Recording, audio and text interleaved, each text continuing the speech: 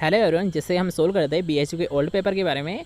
तो आज हम क्लियर करना है BHU 2018 में एग्रीकल्चर से संबंधित जितने भी जो इंपॉर्टेंट क्वेश्चंस पूछे गए थे उन सभी को यहाँ पर हम डिटेल सोल्व करने वाले हैं, इसलिए हम वीडियो को एंड तक जरूर देखना है। इसके साथ साथ अगर चैनल को अभी तक सब्सक्राइब नहीं किया है, चैनल को सब्सक्राइब जरूर कर देना और पास के बेल आइकन को दबा देना, जिससे जब भी हमारे कोई नई वीडियो अपलोड की जाए तो सबसे पहले आपको प्राप्त हो। ठीक है, चलो आज की वीडियो स्टार्ट करते हैं। आज कुछ नया सीख लेते हैं। तो आज का हमारा फर्स्ट क्वेश्चन है कि निम्न में से एक ग्रीष्म मौसम की सब्जी है। ठीक है, सबसे पहले तो मैं यहाँ पर ये बता देता हूँ कि यहाँ जितने भी जो क्वेश्चंस को यहाँ पर हम क्लियर करेंगे उनके जो राइट आंसर है, ठीक है, वो सब यहाँ जो आपकी एग्जाम में माने गए थे उन्हीं को यहाँ पर लिया गया है। इसलिए यहाँ किसी भी प्रकार का कोई कन्फ्यूजन रहता है तो आप मैच कर सकते हो। यहाँ हम सोल्व कर रहे हैं BHU 2018 का सोल्व पेपर। ठीक है, तो इसमें जो राइट आंसर रहेंगे उन्हीं को यहाँ पर हम सोल्व करेंगे। तो आज का हमारा फर्स्ट क्वेश्चन है, यहाँ निम्न में से एक ग्रीष्म मौसम की सब्जी होती है। तो यहाँ जितने भी जो ऑप्शंस थे उनके अकॉर्डिंग यहाँ अगर बात करें ग्रीष्म मौसम, तो यहाँ ग्रीष्म मौसम की जो कौन सी सब्जी थी, ये थी भिंडी थी। ठीक है, नेक्स्ट क्वेश्चन क्या होता है। नेक्स्ट क्वेश्चन आपसे पूछा गया है कि जिनी संरचना AA अर्थात यहाँ डबल A वाले व्यक्ति को कहते हैं। तो इसे आप इजीली सोल्व कर सकते हो। यहाँ डबल A के बारे में यहाँ पर आपसे पूछा गया है। ठीक है, यानी आपको सेम दिख रहे हैं तो इसका मतलब होता है ना समयुग्मजी। ठीक है, यहाँ पर अगर आपको ये देखने को मिलता है कि मान लीजिए AB आपको देखने को मिलता है, अर्थात ये दोनों क्या है, दोनों अलग है। तो अगर यहाँ पर ये क्वेश्चन आपसे पूछ लिया था कि AB का मतलब, तो यहाँ पर आपका राइट आंसर क्या होता है ना, विषम युग्मज आता। लेकिन यहाँ पर आपको डबल A दे रखा है, अर्थात दोनों सेम है। इसलिए यहाँ अगर ऐसे व्यक्ति के बारे में पूछा आता है तो उसे बोला जाता है समयुग्मजी व्यक्ति है। ठीक है, नेक्स्ट क्वेश्चन क्या बढ़ता है। नेक्स्ट क्वेश्चन आपसे पूछा गया है कि राष्ट्रीय कृषि विकास योजना की शुरुआत की घोषणा किसने की थी, यानी किसके द्वारा की गई थी। ठीक है, यहाँ पर आपसे पूछा है राष्ट्रीय कृषि विकास योजना की शुरुआत किसके द्वारा की गई थी। तो इसकी जो घोषणा की गई थी, ठीक है, इसकी जो घोषणा की गई थी ये की गई थी नरेंद्र मोदी के द्वारा। नेक्स्ट क्वेश्चन की ओर बढ़ते हैं। नेक्स्ट क्वेश्चन में एक अच्छा क्वेश्चन बन जाता है। कई बार आपसे पूछा भी गया है कि गाजर का लाल रंग किसके कारण होता है। ठीक है, यहाँ पर आपसे पूछा गया है रेड कलर, तो रेड कलर किसके कारण होता है। अब यहाँ पर आपको कोई कन्फ्यूजन हो रहा होगा कि एक होता है कैरोटीन, एक होता है एंथोसाइनिन। ठीक है, तो यार हाँ अगर बात हैं लाल रंग, तो गाजर का जो लाल रंग होता है ये किसके कारण होता है, ये होता है एंथोसाइनिन के कारण होता है। किसके कारण होता है, एंथोसाइनिन के कारण। और अगर बात करें इसका जो येलो कलर होता है, जो पीला कलर होता है, ये किसके कारण होता है, ये होता है कैरोटीन के कारण होता है। ठीक है, याद रहेगा कि अगर बात करें लाल रंग, तो लाल रंग तो किसके कारण होता है, एंथोसाइनिन के द्वारा होता है। लेकिन अगर बात करें गाजर का पीला रंग या येलो कलर, तो ये होता है कैरोटीन के कारण होता है। ठीक है, याद रहेगा। नेक्स्ट क्वेश्चन की हम बात करते हैं। नेक्स्ट क्वेश्चन आपसे पूछा गया है कि बैंगन का सीड रेट अर्थात यहाँ जो बीजर होती है ब्रिंजल की, तो उसके बारे में यहाँ पर आपसे पूछा गया है और आपको बतानी है ग्राम प्रति हेक्टेयर में। ठीक है, आपको जो सीड रेट पूछी गई है ये किस में पूछी गई, ये पूछी गई ग्राम प्रति हेक्टेयर में। तो कितनी होती है, 375 से 500 ग्राम प्रति हेक्टेयर। ठीक है, याद रखना यहाँ पर आपसे पूछा गया ग्राम में, तो ग्राम कितनी होती है, 375 से 500 ग्राम प्रति हेक्टेयर ब्रिंजल की सीड रेट होती है। ठीक है, नेक्स्ट क्वेश्चन की ओर बढ़ते हैं। नेक्स्ट क्वेश्चन, जैसे कि हमने अभी आपको बताया था कि गाजर एक अच्छा स्रोत होता है। ठीक है, एक अच्छा क्वेश्चन बनता है ये भी। और जैसे कि हमने आपको बताया था कि अगर बात करते हैं येलो कलर, तो येलो कलर तो किसके कारण होता है, कैरोटीन कारण होता है। और अगर बात है रेड कलर अर्थात लाल रंग, तो रेड कलर किसके द्वारा होता है, ये होता है एंथोसाइनिन के द्वारा होता है। ठीक है, लेकिन यहाँ पर आप पूछे अच्छा स्रोत किसका होता है। ठीक है, जो यानी अच्छा स्रोत होता है या फिर रिच सोर्स भी आप मान सकते हो, तो किसका होता है, ये होता है कैरोटीन का होता है। और यहाँ कैरोटीन किसका नाम होता है, ये होता है यहाँ विटामिन A का ही क्या होता है, रासायनिक नाम होता है। ठीक है, याद रहेगा। अगर बाई चांस आपको देखने को मिलता है कैरोटीन, तब आपका राइट आंसर क्या होगा, कैरोटीन होगा। लेकिन अगर बात की जाए यार हाँ कि मान लीजिए आपको विटामिन में देखने को मिलता है ऑप्शन में, तब आपका राइट आंसर क्या होगा, यहाँ विटामिन A होगा। ठीक है, याद रहेगा। नेक्स्ट क्वेश्चन क्या बढ़ता है। नेक्स्ट क्वेश्चन आपसे पूछा टमाटर फल होता है, तो टमाटर फल क्या होता है, एक बेरी प्रकार का होता है। ठीक है, यानी फ्रूट टाइप यहाँ पर आपसे पूछा गया है, तो क्या होता है यहाँ पर होता है टमाटर क्या होता है, बेरी होता है। ठीक है, नेक्स्ट क्वेश्चन क्या बढ़ता है। नेक्स्ट क्वेश्चन आपसे पूछा गया है फलों का उत्पाद आदेश कब दिया गया था। तो सबसे पहले तो इसे आप नोट कर लीजिए, क्योंकि यहाँ एक वेरी इंपॉर्टेंट ये क्वेश्चन बनता है कि फलों का उत्पाद आदेश कब दिया गया था। तो ये दिया गया था 1955 में। कब दिया गया था, ये दिया गया था 1955 में। ठीक है, नेक्स्ट क्वेश्चन की ओर बढ़ते हैं। नेक्स्ट क्वेश्चन आपसे पूछा है अंगूर का उच्चतम उत्पादकता कहाँ पर होती है। ठीक है, यहाँ पर आपसे पूछा है प्रोडक्टिविटी के बारे में, तो अंगूर की जो हाईएस्ट प्रोडक्टिविटी ये कहाँ पर है, इंडिया में ही होती है। ठीक है, भारत में ही होती है। नेक्स्ट क्वेश्चन की ओर बढ़ते हैं। नेक्स्ट क्वेश्चन इजी क्वेश्चन है कि पाउडर मिल्ड्यू बीमारी का कारण होता है, अर्थात यहाँ इसका जो कोजल ऑर्गेनिज्म होता है ये किसके द्वारा होता है। यहाँ अगर बात है पाउडर मिल्ड्यू, तो होता है कवक के द्वारा होता है। किसके द्वारा होता है, कवक के द्वारा होता है। नेक्स्ट क्वेश्चन की ओर बढ़ते हैं। नेक्स्ट क्वेश्चन एक इजी क्वेश्चन है और एक वेरी इंपॉर्टेंट क्वेश्चन ये बनता है कि फूल गोभी का विपटेल रोग होता है, अर्थात किस विटामिन की या फिर किस पोषक तत्व की कमी से ये देखने को मिलता है। तो यहाँ अगर बात करें फूल गोभी में विपटेल रोग, तो ये देखने को मिलता है मोलिब्डेनम की कमी से। किससे देखने को मिलता है, मोलिब्डेनम की कमी से देखने को मिलता है। ठीक है, नेक्स्ट क्वेश्चन की ओर बढ़ते हैं। नेक्स्ट क्वेश्चन एक अच्छा क्वेश्चन है कि आलू का मुख्यतः प्रवर्धन होता है, जहाँ इसका जो प्रोपेगेशन किया जाता है। ठीक है यार हाँ, कि अगर बात करते हैं आलू या फिर पोटैटो का जो प्रोपेगेशन किया जाता है ये किसके द्वारा किया जाता है, ये किया जाता है कंद या ट्यूबर के द्वारा किया जाता है। किसके द्वारा किया जाता है, कंद या ट्यूबर के द्वारा किया जाता है। ठीक है।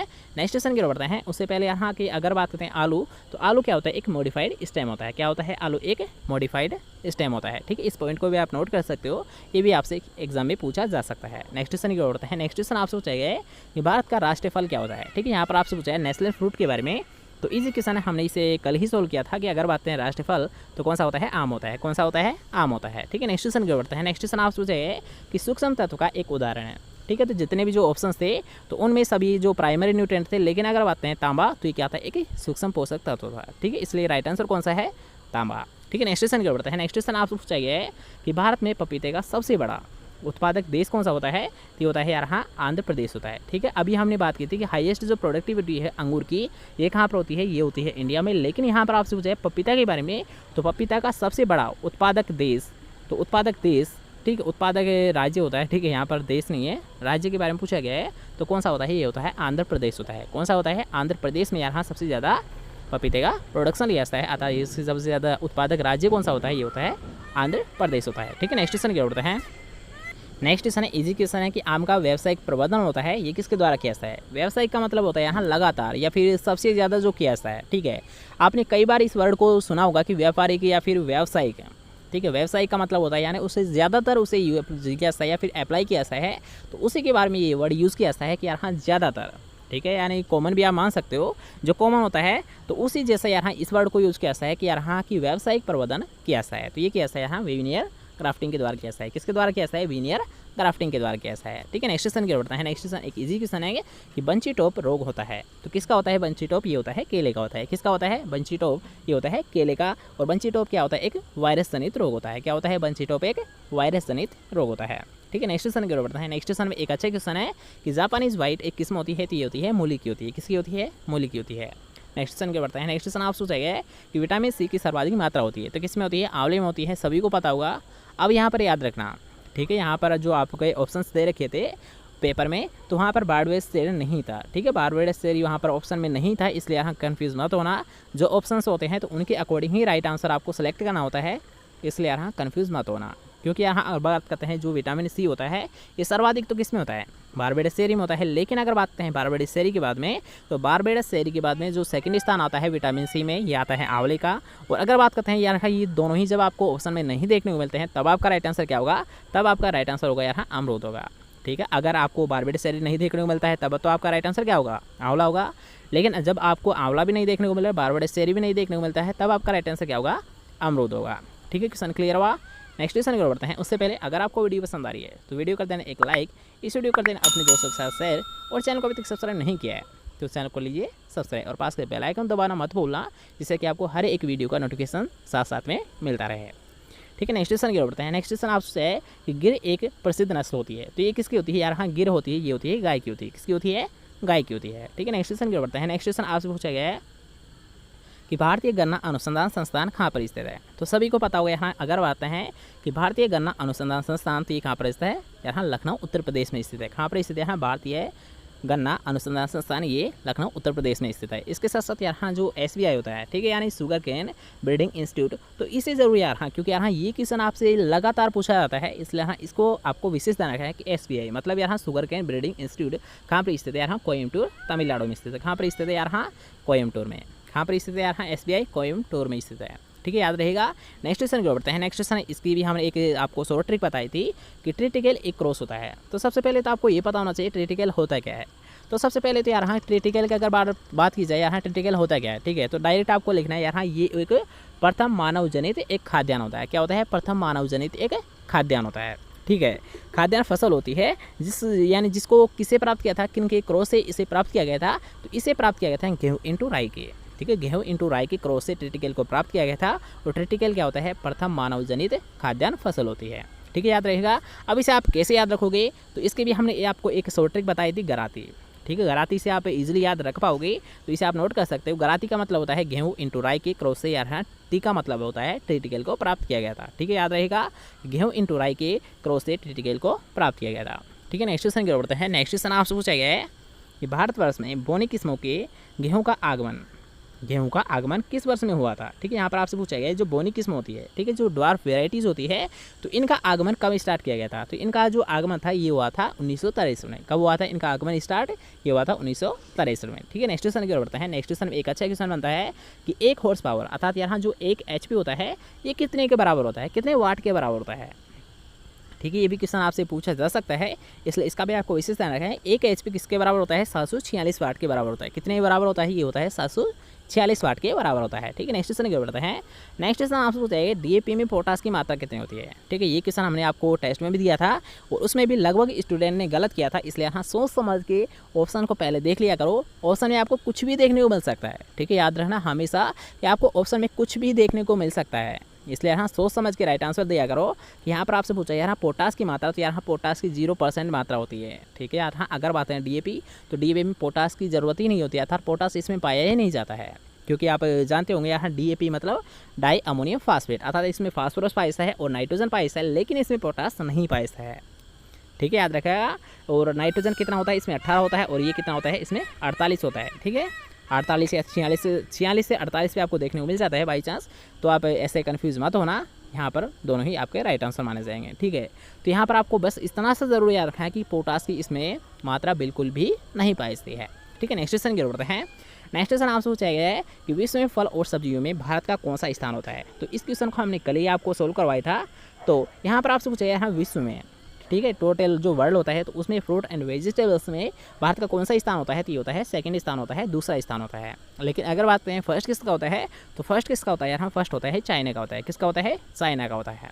ठीक है, नेक्स्ट क्वेश्चन की ओर बढ़ते हैं। नेक्स्ट क्वेश्चन एक इजी क्वेश्चन है, सभी को पता होगा कि अगर बात करें यहाँ रानीखेत रोग होता है, तो रानीखेत रोग किस में देखने को मिलता है, ये देखने को मिलता है मुर्गियों में या फिर कुक्कुट में। ठीक है, ये दोनों ही वर्ड एक के लिए ही यूज़ किए जाते हैं, कुक्कुट या मुर्गी पालन के लिए। ठीक है, नेक्स्ट क्वेश्चन की ओर बढ़ते हैं। नेक्स्ट क्वेश्चन आपसे पूछा गया है कि बिना मिट्टी के पौधों को उगाना क्या कहलाता है। अर्थात यहाँ ऐसी स्थिति जिसमें यहाँ बिना मिट्टी के केवल पोषक तत्वों के घोल से यहाँ पौधों को तैयार करना क्या कहलाता है, ये कहलाता है हाइड्रोपोनिक्स कहलाता है।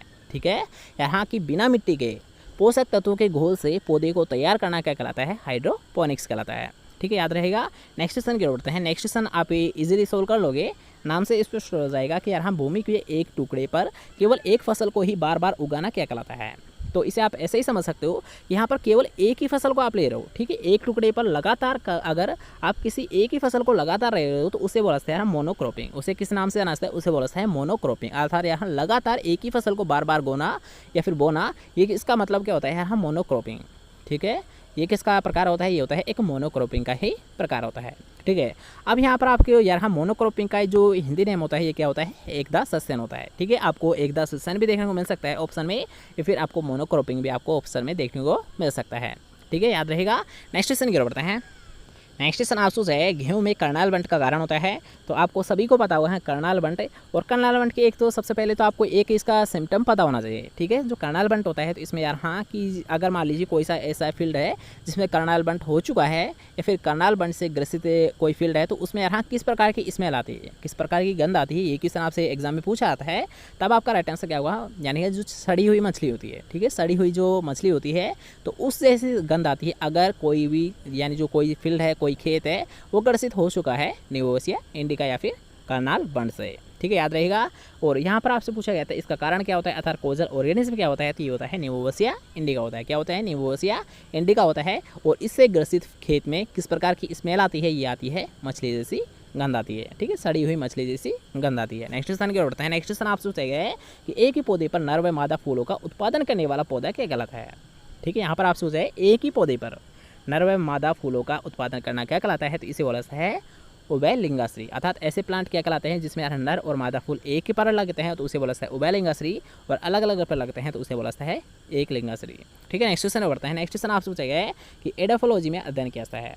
ठीक है, तो इस क्वेश्चन को हमने आपको कई बार एक्सप्लेन किया था कि एक होता है पेडोलॉजी, एक होता है एडोफोलॉजी। ठीक है, तो एडोफोलॉजी में आपको बताया था यहाँ अगर बात की जाए यहाँ भूमि से, अर्थात यहाँ सोइल का अगर पौधे के संबंध में अध्ययन किया जाता है तो उसे बोला जाता है एडोफोलॉजी। लेकिन अगर केवल सोइल का अध्ययन किया जाता है उसे बोला जाता है पेडोलॉजी। अर्थात जैसे कि आप समझ सकते हो इसे कि मृदा का अगर उत्पत्ति के बारे में अध्ययन किया जाता है, वर्गीकरण के बारे में अध्ययन किया जाता है, तो इसे बोला जाता है पेडोलॉजी।